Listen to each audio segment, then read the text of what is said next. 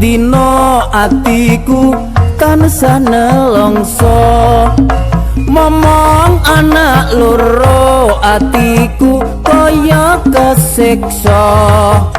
mula aku iki arep sambat-sambat sapa jare pamit lunga ora kerja sejetrita ora nyono yen kaya ngene dadine jar anakku mula sing gedhe pangapurane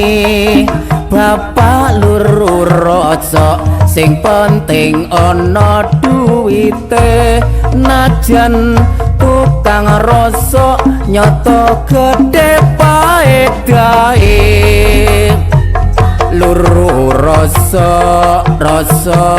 tak goleki botol ceblok kerdus koran tak cupuki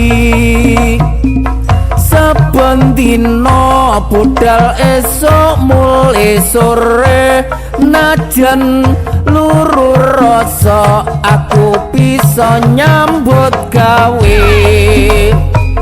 aduh Gusti kula nyuwun pangapura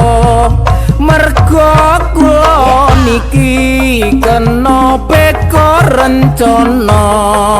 mula yen tak rasa kaya ora kuwawa pasrah jiwa raga marang Kang Maha Kuwasa.